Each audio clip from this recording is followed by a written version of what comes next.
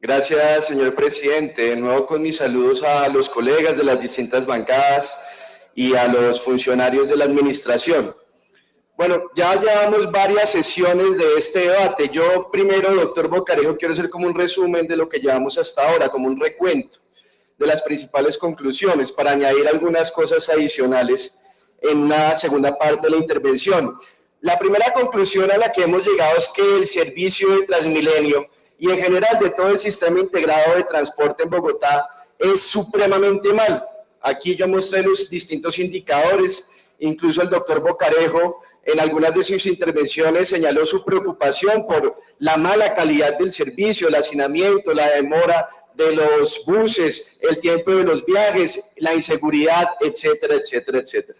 Pero además de ser un servicio muy malo, es un servicio supremamente caro, de los más caros de América Latina. El concejal Celio Nieves acabó de mostrar cómo a las personas de menos ingresos, buena parte de sus ingresos o la mayor parte de sus ingresos terminan en los bolsillos de los operadores privados de Transmilenio y del SITP.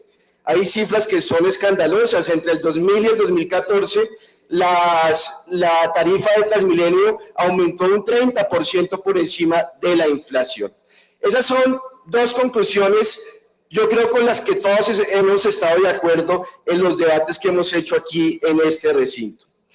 La otro hecho que está demostrado hasta la saciedad es que Transmilenio es un excelente negocio para los 10 grupos empresariales que se están apoderando del transporte público de Bogotá y que yo diría que ya se apoderaron del transporte público de Bogotá. Aquí yo mostré cómo la rentabilidad promedio de estos 10 grupos empresariales compuestos por 9 familias y una multinacional francesa, su rentabilidad ha sido casi el doble de la rentabilidad promedio de las 200 empresas más grandes del país. En 15 años, las empresas de las troncales han tenido utilidades netas por 470.000 millones de pesos. O sea, casi medio billón de pesos en utilidades netas en estos 15 años. Por eso ellos son los grandes ganadores de este sistema Transmilenio.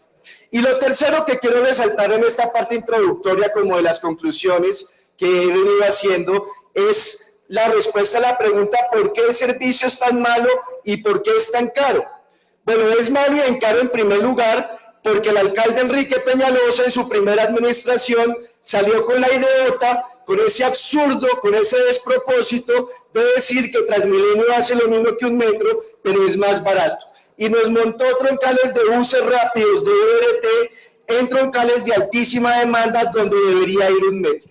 Y la segunda razón es porque en esa primera alcaldía se diseñaron nuevos contratos con unas gabelas exorbitantes para esos negociantes de Transmilenio, contratos o cuya línea siguieron las siguientes administraciones después de la primera alcaldía de Enrique Peñalosa.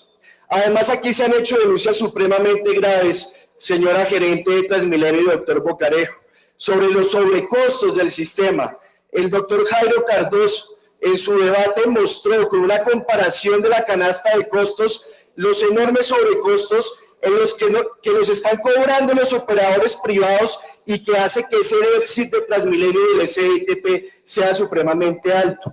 Y yo mostré cómo con la prórroga que se hizo en la anterior administración se le mantuvieron el reconocimiento en los contratos de la inversión en los buses a los operadores privados. Eso se mantuvo, señora gerente de Transmilenio. Usted que en algún debatido que no, eso no es cierto, esa afirmación. En un derecho de petición que usted me respondió me lo confirma.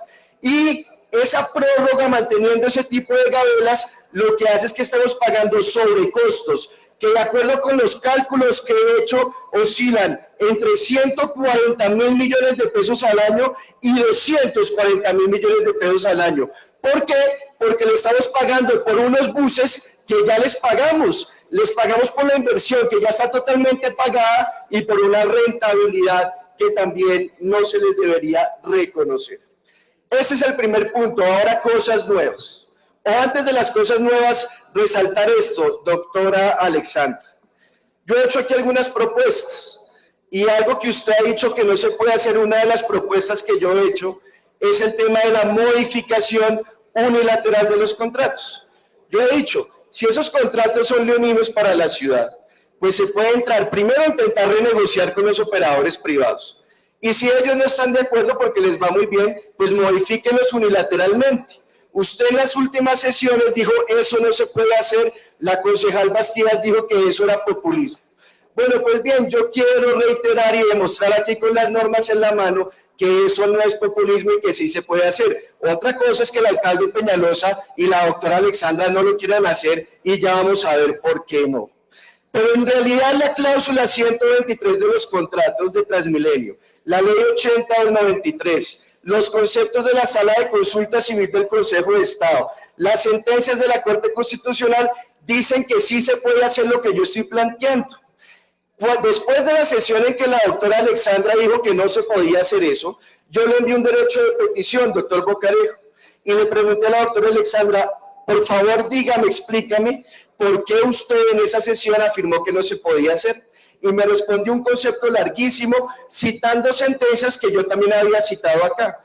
¿Cuál es la conclusión en esa respuesta a ese derecho de petición, doctora Alexandra? Usted dice, sí se puede hacer, sin embargo se tiene que cumplir un requisito, y es que haya una afectación grave del servicio. Y me dice, pues no le puedo afirmar si sí o no, pero hay dudas de que haya una afectación grave del servicio. Yo le pregunto con todo respeto, doctora Alexandra, cuando aumentaron las tarifas de Transmilenio comenzando este gobierno, ahí sí dijeron que había una afectación grave del servicio, que el sistema estaba en crisis, que si no aumentábamos esas tarifas, el sistema podía colapsar. Entonces mi pregunta muy directa para ustedes, representantes de la administración, es, ¿por qué para aumentar las tarifas, para aumentar la carestía de los ciudadanos, sí alegan afectación del servicio, pero cuando se trata de caerles al oligopolio privado de Transmilenio, a las 10 grupos empresariales, ahí sí dudan si habrá afectación del servicio o no? Muy grave, la ley del embudo, como decía el concejal Marco Fidel, lo ancho para los de arriba y lo angosto para los de abajo. Yo he dicho, el alcalde Peñalosa es duro con los débiles y bien débil con los poderosos, cosa que es inaceptable en cualquier democracia. Hice otras propuestas que no voy aquí a detallar porque quiero resaltar este punto del debate. Aquí se habían presentado cosas nuevas, doctora Alexandra.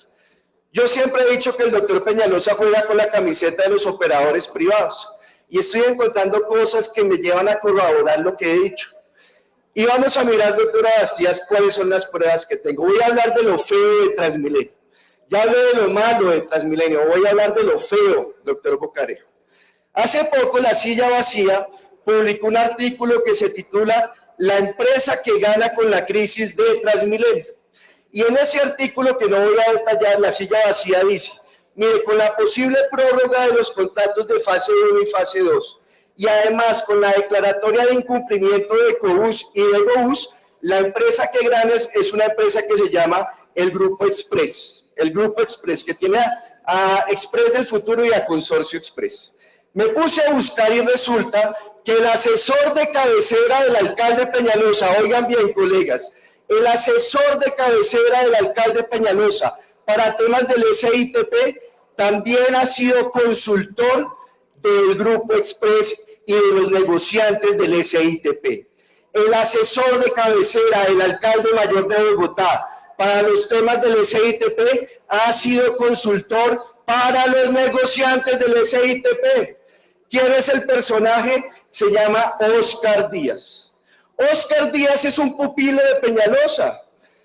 En un artículo del profesor Carlos Carrillo muestra cómo durante toda su vida política el señor Oscar Díaz ha estado al lado del alcalde Peñalosa.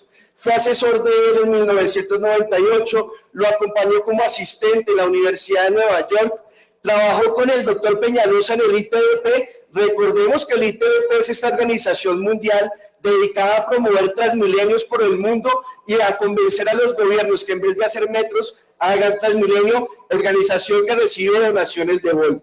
Lo acompañó en sus campañas fallidas al doctor Peñalosa, siendo director de la Fundación por el País que Queremos. Estuvo a cargo del sector de movilidad en el empalme de la actual administración y todo el mundo creía que iba a ser secretario de movilidad, doctor Bocarejo. Cuando anunciaron su nombre, la opinión pública se sorprendió y les llamó la atención que el doctor Oscar Díaz no fuera el secretario de movilidad. Oscar Díaz es fundador de una empresa que se llama GSD Plus, es una empresa, una firma de consultoría. A propósito, en el año 2010, el ITDP, que es financiada por Volvo, le pagó a esa firma del doctor Oscar Díaz $150.000, la bobadita de $150.000. Y a través de esa firma que se llama GSD Plus, ahí pueden ver en la diapositiva el pantallazo de la página de internet, dos de sus clientes me llamaron la atención. Uno es Express de Santiago y el otro cliente de esa firma se llama Tuyave. A Tuyave ustedes sí la conocen porque son los de Recaudo Bogotá, o sea, negociantes del Sistema Integrado de Transporte. Y a Express de Santiago es una de las operadoras del Transmilenio de Santiago de Chile. Esa es una operadora que, según la silla vacía, la familia Hernández Patiño tiene una participación importante en esa firma, y esa misma familia Hernández Patiño es la principal accionista del Grupo Express aquí en Colombia. O sea, es una de las famosas 9 familias de Transmilenio. ¿Por qué me llamó esto la atención? O más bien, la otra pregunta, ¿qué está haciendo hoy el doctor Oscar Díaz? Pues me encontré que el doctor Oscar Díaz tiene un contrato suscrito con la Secretaría General de la Alcaldía Mayor de Bogotá. Lo celebraron en febrero de este año. ¿Para qué es el contrato, doctor Cardoso? Abro comillas. Dice el objeto del contrato: para asesorar al despacho del alcalde mayor en temas estratégicos y prioritarios relacionados con movilidad y el sistema integrado de transporte. O sea, ¿qué tenemos en este momento? Que el doctor Oscar Díaz, que fue asesor o que ha tenido consultorías como clientes a los mismos negociantes del SITP, hoy es asesor del alcalde Peñalosa para los temas del SITP. ¿Cuánto vale el contrato? Tiene una duración de 10 meses por 304 millones de pesos. O sea, que el asesor del alcalde mayor se gana la bobadita de 30 millones de pesos mensuales por asesorarlo en temas del SITP, y él también tiene relaciones de negocios con los negociantes del SITP. Por eso es que muchos decimos que el alcalde Peñalosa juega con la camiseta de los operadores privados. Yo me pregunto, ¿qué le estará diciendo el asesor de cabecera al alcalde cuando el alcalde le dice, bueno, ¿y qué hacemos con el tema de Cobús y Egobús?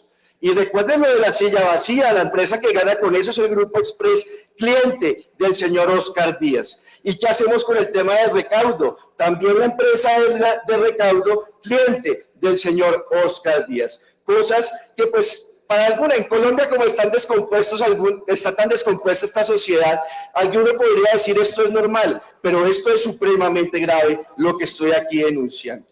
Bueno, hemos encontrado otras irregularidades. Ahí está el contrato, ustedes lo pueden ver también en el pantallazo, y hemos encontrado otras irregularidades que yo llamo la atención de los órganos de control. No sé cuánto tiempo me queda, presidente, pero lo voy a mencionar rápidamente. Aquí hay un debate sobre el mantenimiento de los buses, sobre el tal overhaul. Recuerden que cuando la anterior administración le dice a los operadores privados hay que prorrogar, les mantiene todas las condiciones beneficiosas de los contratos, y en los otros SIS los operadores privados quedan obligados a hacer un overhaul, o sea, una inversión para alargar la vida útil de los buses y para algo muy importante, concejal Molano, para garantizar la seguridad de los pasajeros. Le he insistido a la doctora Alexandra que me diga, oiga, ¿ya hicieron el overhaul los operadores privados? Ya se invirtió esa plata, ya lograron hacer todas las medidas técnicas, y me ha contestado constantemente, mire, nos llegó una información, unos documentos de los operadores privados, pero estamos en proceso de verificar y constatar la consistencia de esa información. O sea, doctor Cardoso, hoy la administración del alcalde Peñalosa no tiene la seguridad de si los operadores privados han hecho esa inversión. Y me dicen el último derecho de petición que eso solo se podrá verificar antes de que se liquide el contrato. Hágame el favor, doctora María Victoria, una obligación. Y yo no creo que ese procedimiento sea tan extenso. Hay que mirar con las casas matrices y digan, oiga, estos buses sí cumplen con el overhaul o no cumplen. Pero de manera alcahueta, digo yo, pues se permite que este tipo de cosas no se tenga la garantía que se ha cumplido con esas obligaciones. Hay otro tema muy grave que son los desincentivos operativos, y esto tiene que ver con el componente zonal. ¿Qué son los desincentivos operativos? Son descuentos que Transmilenio le tiene que aplicar a los operadores cuando no cumplen estándares de calidad. Por ejemplo, cuando los buses están desaseados o tienen grafitis, eso pues no cumple un estándar y le aplican unos descuentos, que es plata que le descuenta Transmilenio a los operadores. El desincentivo de mayor relevancia es el que se llama las vueltas perdidas. ¿Qué son las vueltas perdidas? Un operador se obliga, de acuerdo con el manual de operaciones de Transmilenio, a que sus buses hagan determinados números de recorridos por día en una ruta. 20 recorridos, por ejemplo. Si solamente hace 10 y está obligado a 20, pues le faltaron hacer 10, o sea que tiene 10 vueltas perdidas. Y cada vuelta perdida se le hace un descuento en su remuneración que equivale a 100 pasajes de Transmilenio. O sea que por cada vuelta perdida, Transmilenio le debería descontar 170.000 pesos a los operadores privados. Le pregunté también a la doctora Alexandra, bueno, ¿qué ha pasado con esto? Cuénteme. Lo primero que me dijo es que en realidad hay un gran número de vueltas perdidas. En las 10 primeras semanas del 2016 se constató que hubo 14.444 vueltas perdidas por semana, lo que equivale a 2.063 vueltas perdidas diarias. Eso afecta la calidad del servicio, lo deteriora, o sea, es contra el usuario. Bueno, Transmilenio le tendría que ser el descuento que fija el manual de procedimientos y le pregunté, ¿cuánto le han descontado? Y me dice que le han descontado alrededor de 40 millones de pesos por semana. Los cálculos que yo estoy haciendo, si son 14.400 vueltas perdidas por semana la administración le debería descontar a los operadores privados 2.400 millones de pesos. Solo les descuenta 40 millones, o sea que apenas les está descontando el 1.6%. Yo entiendo que haya conflictos y que los operadores privados tengan derecho a la defensa y al debido proceso, y que ellos aleguen, mire, no fue mi culpa, un tercero, etcétera, pero que solamente se descuente el 1.6% me llama la atención y debería llamarle la atención a los órganos de control. Siguiente punto, un doble rasero. Aquí tenemos otra vez la ley del embudo, duro con los débiles y en cambio blanditos con los superpoderosos. ¿Qué ha pasado con los pequeños y medianos propietarios de Ecobús y Egobús? Terminación del contrato y están en el limbo, no tienen ni idea qué va a suceder. Muchos ya dicen que la administración está dudando sobre si puede cumplir con el artículo que se aprobó en el plan de desarrollo. Pero resulta que los que han incumplido no son solo los pequeños y medianos, los grandotes también han incumplido o han cumplido todos, señores de la administración, en materia de chatarrización. Yo les pregunto, ¿han cumplido en chatarrización? Según lo que me responde la doctora Alexandra, no. Masivo Capital debería haber cumplido para octubre del año pasado con el 61% de la chatarrización, solo ha cumplido con el 30%. Transit debe haber cumplido con el 64%, solo ha cumplido el 43%. ETIP debe haber cumplido con el 58%, ha cumplido con el 36%. O sea, ahí también hay incumplimiento. Pero frente a ellos sí dicen, no, estamos en una indagatoria preliminar, vamos a ver si lo sancionamos o no. Duro con los débiles, en cambio blanditos con los superpoderosos. Han revertido buses. Yo aquí ya he planteado en varias ocasiones, aquí están revirtiendo los buses, los de alimentación. Han revertido en total 414 buses del componente de alimentación. Y Transmilenio de esos 414 le arrendó a los operadores privados 85. Ahí la pregunta que yo estoy haciendo, doctor Bocarejo y doctora Alexandra, doctor Bocarejo y doctora Alexandra, estaba hablando de la reversión de los buses que algunos de ellos la Transmilenio le ha alquilado a los operadores privados. Entonces aquí viene la pregunta del millón. En la tarifa les reconocemos, repito, la inversión de los buses y una rentabilidad. A esos buses alquilados no hay que reconocerles la inversión porque ellos no los compraron. Y tampoco hay que reconocerles la rentabilidad. Lo que habría que reconocerles es el costo de alquiler. Yo estoy de acuerdo en que se les reconoce el costo, pero la pregunta que les hago y se las hago formalmente por vía de derecho de petición, lo que se les reconocía por inversión en buses y rentabilidad en buses, ¿equivale al costo del canon de arrendamiento? Porque lo que me dicen es que no han enviado esa metodología para calcular y ahí también podría haber un detrimento patrimonial. Termino entonces ya con esto. Es muy grave lo del señor Oscar Díaz, siendo asesor principal del alcalde Peñalosa y también teniendo esos vínculos tan cercanos con negociantes del SITP, con el Grupo Express y con Recaudo Bogotá. Y para el tema de la prórroga, reitero mi propuesta, colegas. En agosto voy a presentar un proyecto de acuerdo para permitir o para que este consejo faculte a Transmilenio a operar los buses, como sucede en las principales ciudades del mundo. Pues que reviertan los buses, revisemos lo del overhaul primero, que reviertan los buses. Y mientras sale la nueva licitación, Transmilenio opera.